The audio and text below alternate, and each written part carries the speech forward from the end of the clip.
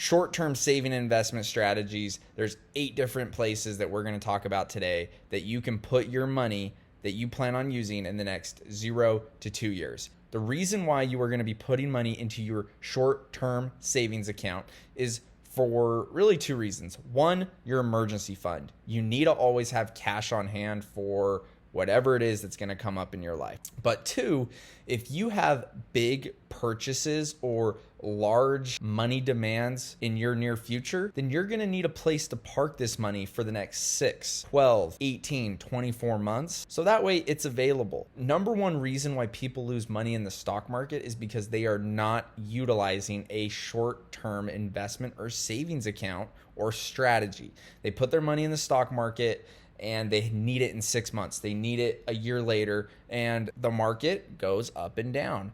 If you're to zoom out, guess what? It always goes up. Pretty sure there's a statistic, 4 out of 5 years the stock market goes up. But when you need your money, you need it. You don't have time for it to recover or to bounce back. And so that's why it's so crucial that you learn these short-term savings accounts. My philosophy on saving money is having money at different time periods or in different time frames.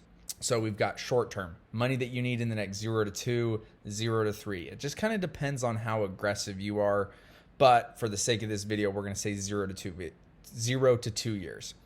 And then we have midterm dollars. That is money that you want to use or spend in the next 2 to 10 years.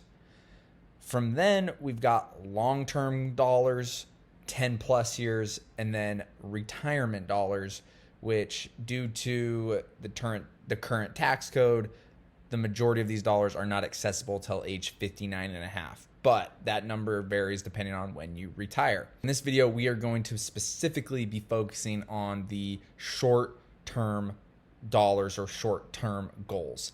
The number one question that I would always get asked as a financial advisor was, where should I put my money? How should I invest my money? And honestly, the biggest factor when it comes to choosing where to invest your money is the question of when will you need it? In this scenario, if you're telling yourself, hey, I want this money in the next 0 to 3 years, great. This is some areas where you can park those dollars. None of this is investment advice. This is just purely educational as to what I have seen and to what I personally do with my short-term dollars. The first one, it's very simple. This is your checking account. It's liquid like that. You can literally go to the bank, take out a dollar bill. They give you hard cash. There's no waiting for it. Boom, you have it.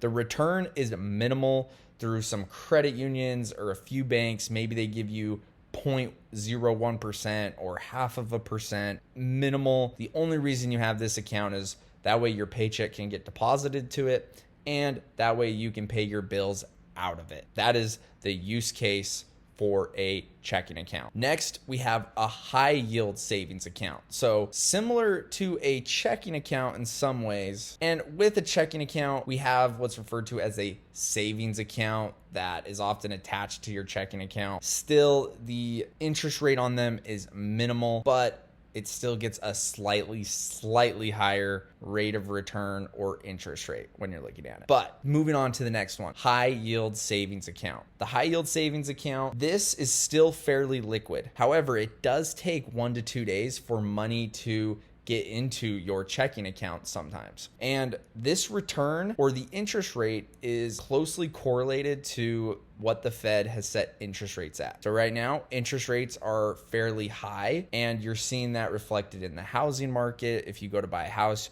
your interest rate is high, or maybe not high is the right word, but you're looking at between 5 to 7% depending on your credit, yada, yada, yada. But it's the same thing with your high yield savings account. Right now, as of 2025 of August, as of now in August of 2025, rates are between 4 to 5.5%, depending on different promos or offers that a bank or a credit union is offering. The risk, there is no risk. These are typically FDIC insured. So just like your checking account, these have a $250,000 FDIC insurance limit per person, per household. And really the use case for a high yield savings account is for those purchases that are maybe 6 months out, 12 months out, or even 2 years out, because you're still going to get a return that's going to mimic inflation to some extent, but you don't have to really worry about it going down in value. Now, the stock market might go up 20%. This account is still going to go up 4%. But if the stock market goes down 20%, this account still goes up 4%. The thing to remember or to consider with high yield savings accounts is because they are so closely correlated to interest rates, these rates are subject to change every quarter, sometimes even monthly. The bank or whoever is issuing the high yield savings account can change this really at any time. And so just because you think you're locking in a 4% interest rate today doesn't mean that it's going to stay that way for 5, 10, 15, 20 years. If you look back 5 years ago, interest rates were very low and these high yield savings accounts were barely yielding 1%. And so just depends on the interest rate environment. And I think it's reflective of this is really just an account that's going to better closely mimic what inflation is looking like. For the best use case scenario in my mind for a high yield savings account is for anything above that 3-month expenses amount. So keep 3 months of expenses in your checking account, and then you can put the rest of it into a high yield savings account along with any other big or large purchases that you want to save for, whether it's a car, whether it's a down payment on a house, who knows what. And so something that a lot of clients will do, or that I've seen people do, is they are saving and investing money in more aggressive or midterm investments like the stock market. And as they get closer to that day that they are going to need the money, they will begin to sell some of those investments, capture the gains, and put them into the high yield savings account, because then they know they're not going to have to ride the roller coaster anymore, and they can lock in some of that money without being nervous about what the market's going to do over the next 3 to 6 to 9 months. My personal favorite, certificates of deposit. And these actually are not my favorite. I think they are one of the most overhyped products in the financial world. Banks love to talk about their CDs, and your mom, your grandma, they probably got tons of CDs, and they're not a bad investment or a bad place to store money. But the issue is typically money in a CD is locked up. These have different maturity rates, anywhere from 3 months to 60 months. And typically the longer you keep it locked up, the higher the interest rate is that they're going to give you.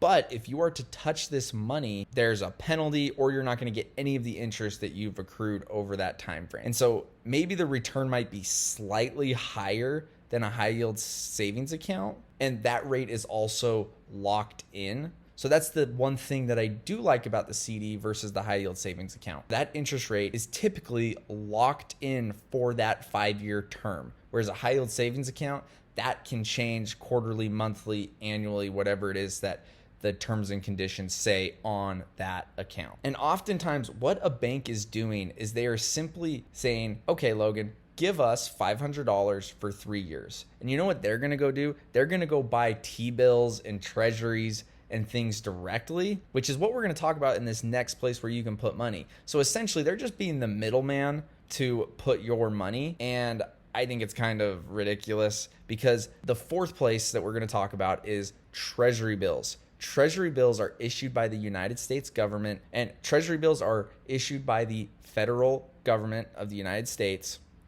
and they come in 4-week, 8-week, 13-week, 26-week, or 52-week maturities. And so you put your money in for 4 weeks, you are guaranteed that interest rate that they are putting on there. And so they're really short-term investment vehicles or investments. And right now with rates, you're looking at it similarly to what you would get with a high yield savings account or a CD. Essentially what a bank does is when you lock in for a 1-year CD, all they're doing with that money is going and buying a 52-week treasury bill. So they're going to give you 4.7%, but they're going to go collect 5% on a treasury bill, which is why I just think CDs are overrated and kind of silly, because essentially the bank is just being the middleman for the consumer. And you can go directly to the US government's website, and you can purchase these T-bills and put money into them. So there is that kind of trade-off of people, I think, maybe feeling comfortable figuring out how to actually purchase these, or you can even do them through your brokerage. The next thing, we have treasury notes or treasury bonds. These are anywhere from 1 year to 10 years. For the sake of short-term dollars, we're looking at that 1 to 2 year range. The trick with these, though, is they are going to fluctuate in value a little bit. When interest rates go down, the price of your bond will go up. But if interest rates are to go up, the price of your bond will come down. Now, you don't lose money unless you sell it at a loss, but you can hold these to maturity and you're guaranteed that interest rate. That's why people like bonds. You're guaranteed that interest rate that they are going to credit you for purchasing the bond.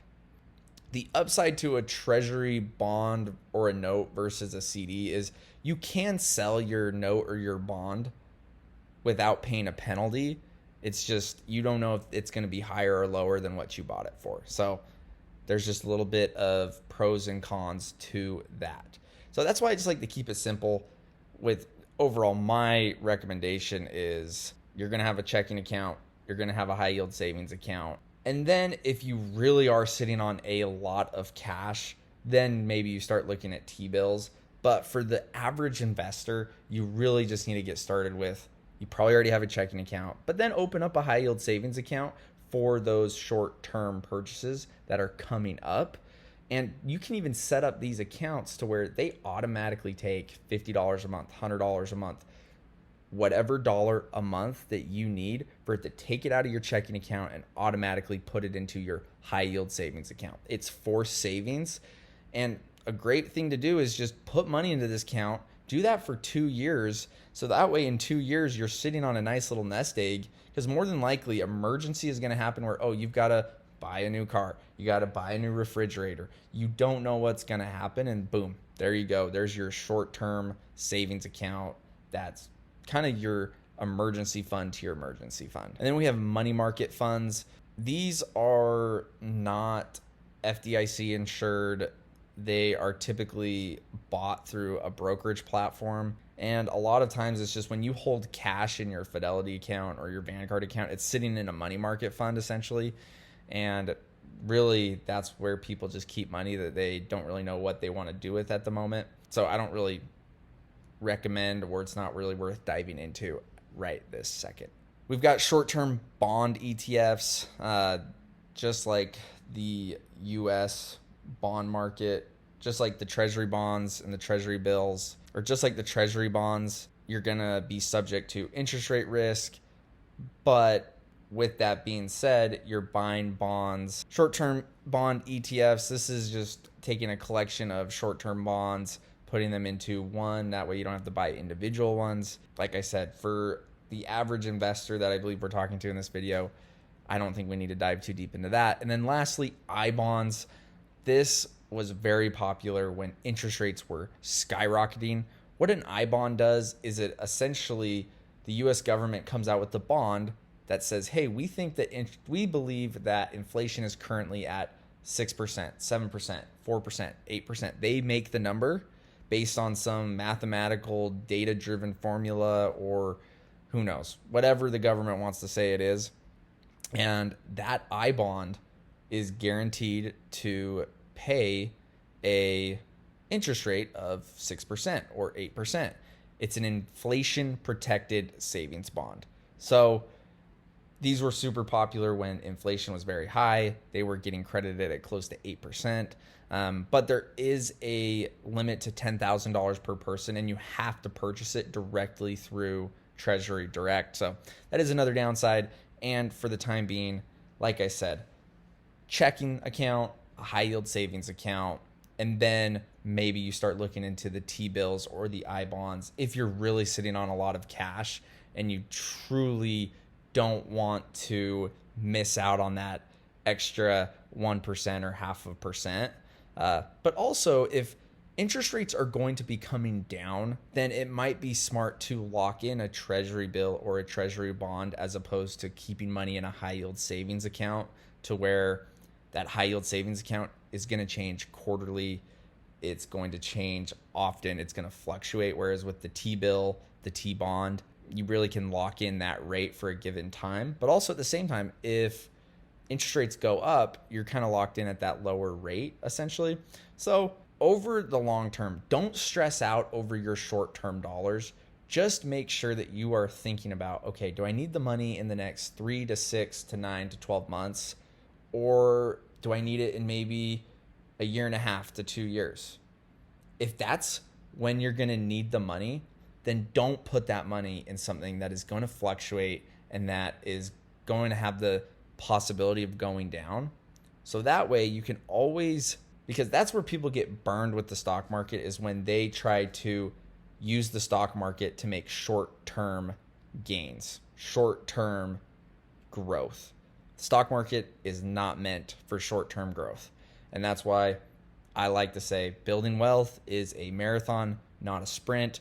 Just do it smart, do it the right way, get a savings account, get your short-term saving and investment strategy figured out. Figure out what your short-term goals are. If you're younger, if you're buying a house, if you're saving to start a family, then this is perfect for you, because you're going to want to know exactly how these accounts work, because you're going to be doing a lot of work in the short-term to mid-term areas, especially when it comes to your financial planning.